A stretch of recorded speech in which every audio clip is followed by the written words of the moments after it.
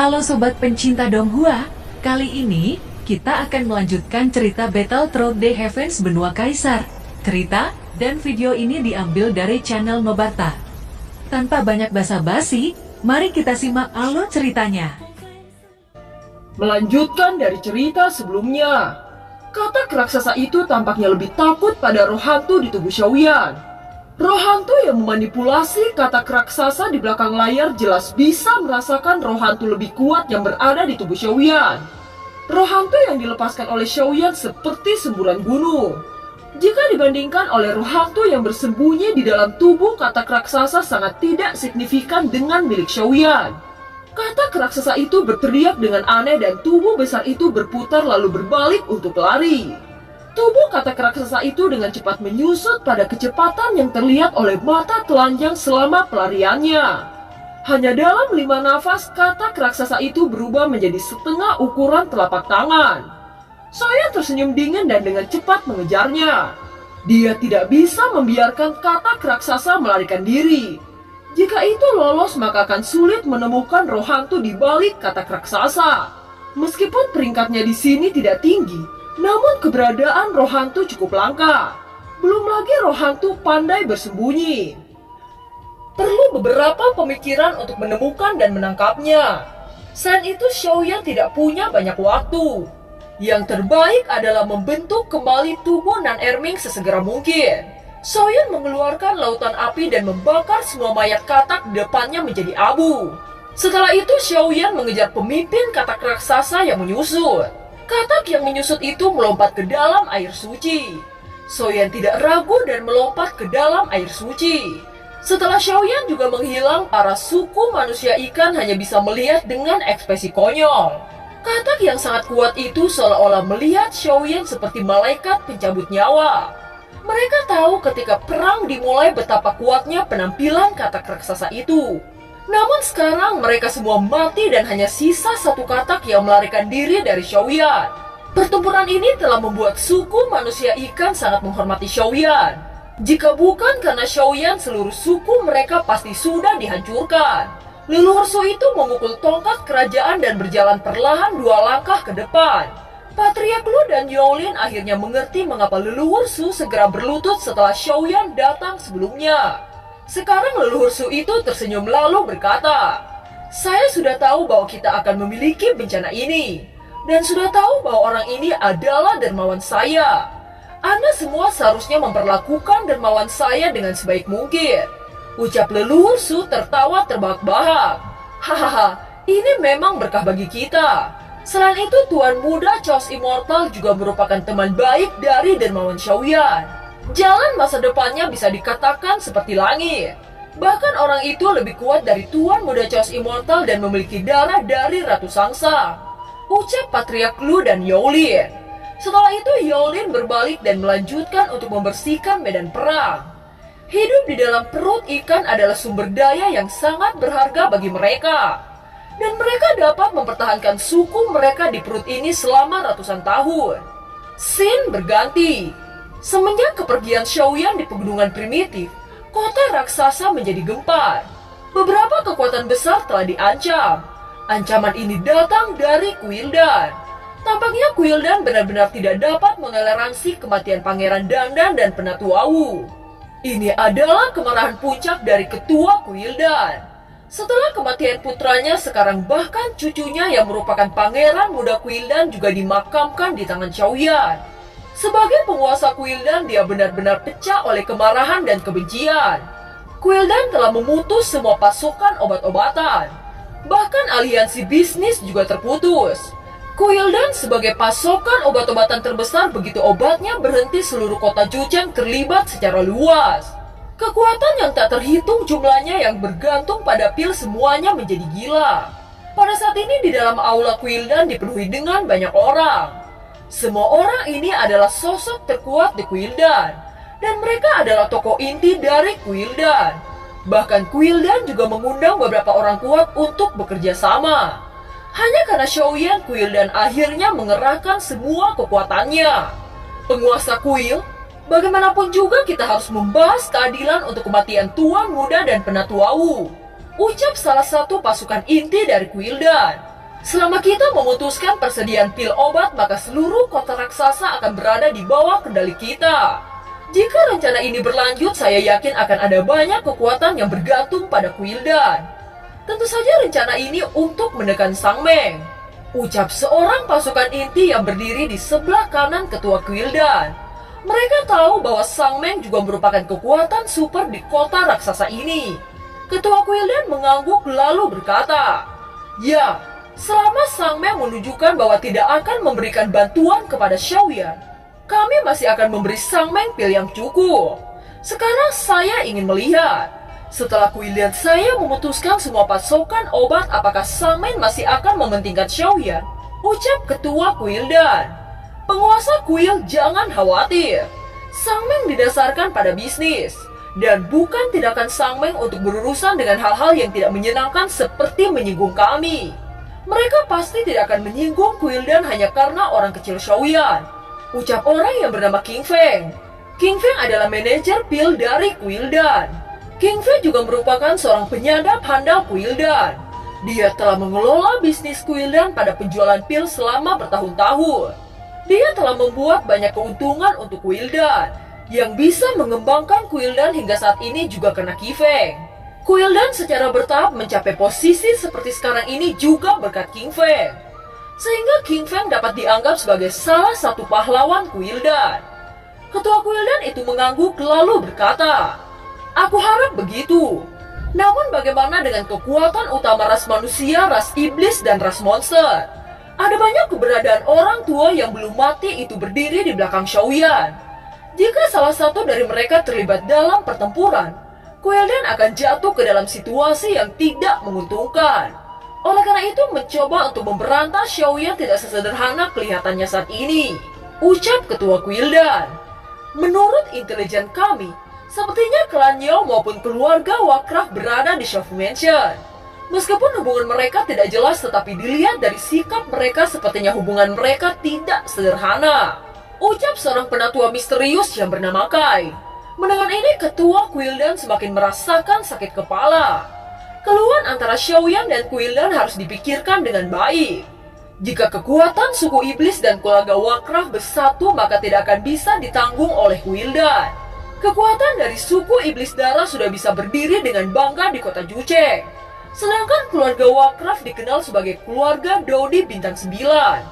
Mereka pernah berdiri di puncak benua Dodi. Meskipun mereka tidak mempublikasikan diri untuk waktu yang lama, bisa dibilang kekuatan keluarga Warcraft sangat kuat. Di benua ini kekuatan bintang 8 bisa dihitung dengan jari. Mereka yang memiliki kekuatan Dodi Bintang 9 hanya mereka yang selamat dari bencana kuno. Keberadaan mereka seperti dewa di benua ini.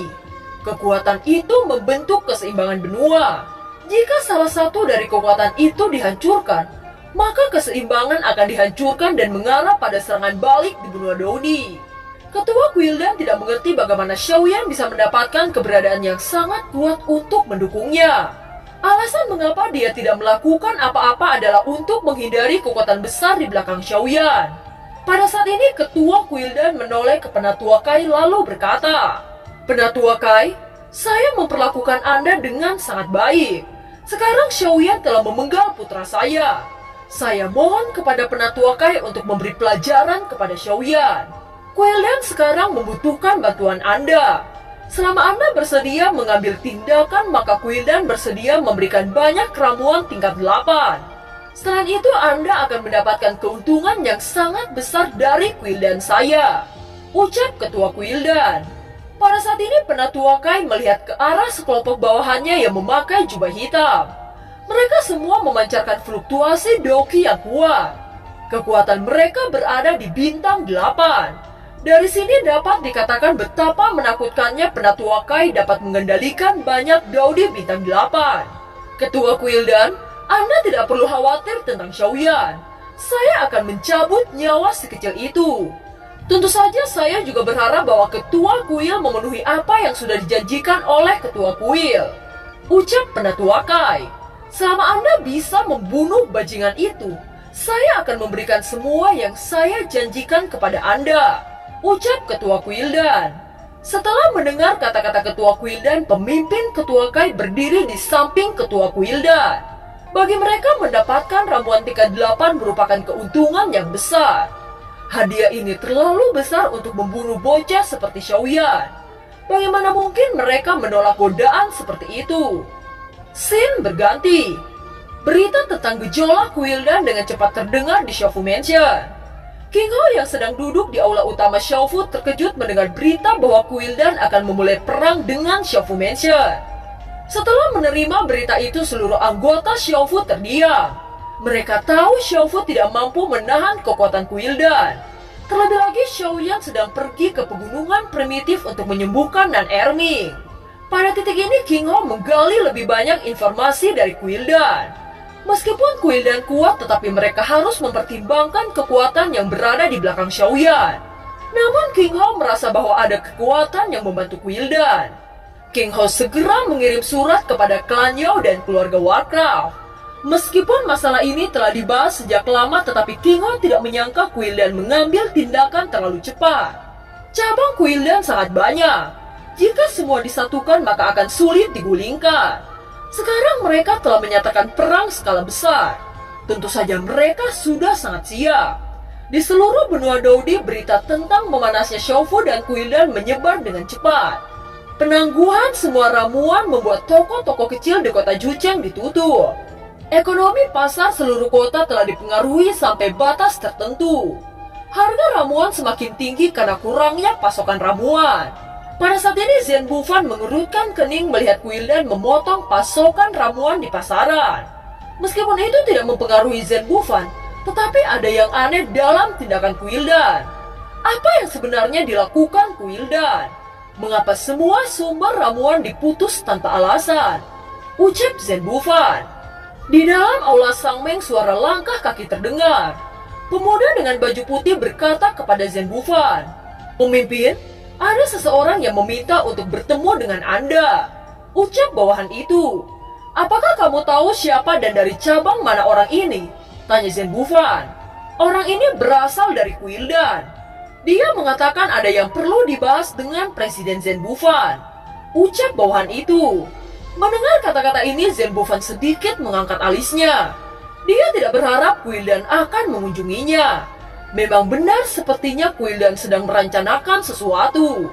Setelah itu Zhen Bufan memerintahkan bawahannya untuk menyuruh orang-orang Quildan masuk. Bawahan berbaju putih itu membungkuk hormat dan dengan cepat pergi. Sesaat kemudian terlihat sosok dari Quildan yang membawa tongkat emas memasuki aula Sangmeng. Tubuh orang itu memancarkan tekanan yang sangat luar biasa. Dia melihat Zhen Bufan lalu berkata, "Saya Suyan memberi hormat kepada pemimpin Sangmeng. Saya berasal dari Quildan. Ada sesuatu yang ingin saya bahas dengan pemimpin Sangmeng." Ucap pria itu yang bernama Suihan. Meskipun pria ini tampak hormat di permukaan, tetapi dia memiliki kesombongan dari pancaran matanya. Zhen Bufan yang melihat ini hanya tersenyum dingin namun tidak menjawab. "Pemimpin Sangmeng, Anda sudah mengetahui jika Quildan saya berseteru dengan Xiaofu Mansion. Jika Anda membantu Quildan untuk melawan Xiaofu Mansion, Quildan akan memberikan keuntungan yang besar untuk Sangmeng Anda." Ucap Suihan. Zhen Bufan tidak mengharapkan orang dari Quildan ini sebenarnya tidak punya malu. Zhen Bufan tidak ragu lagi saat tertawa terbahak-bahak depan Suihan.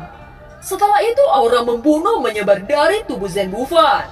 "Suihan, jika Anda berani bicara secara acak di hadapan saya sekali lagi, percaya atau tidak saya akan membunuh Anda di sini. Jangan berpikir jika Anda bicara atas nama Quildan Anda bisa mengajukan tawaran tercela itu." Ucap Zhen Bufan. Di bawah aura membunuh Zhen Bufan, Suihan langsung berlutut dan seteguk darah keluar dari mulutnya.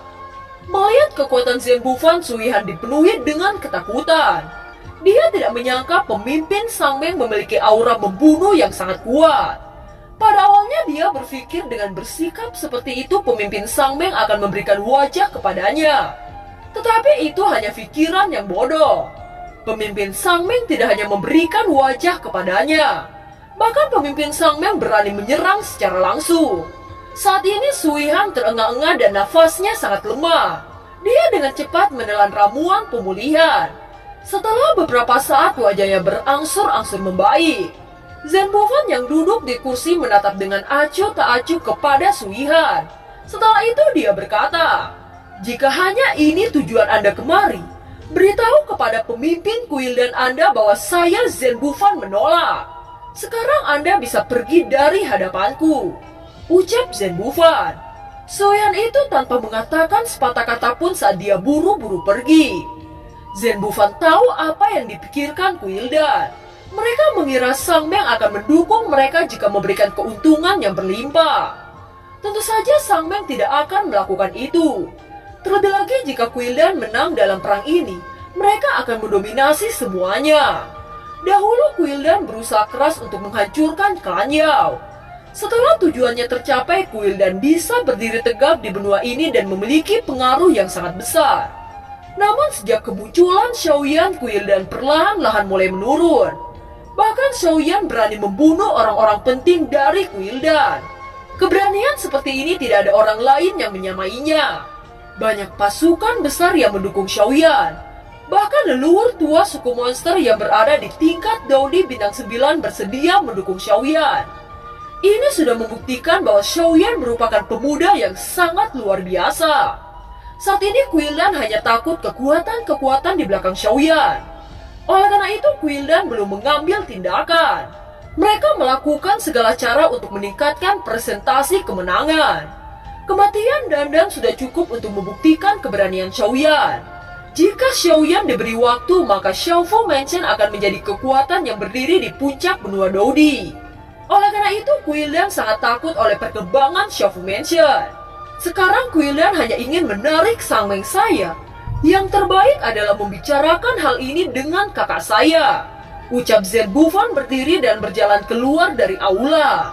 Dan film pun berakhir. Terima kasih telah menyimak dari awal sampai akhir ya. Sampai jumpa.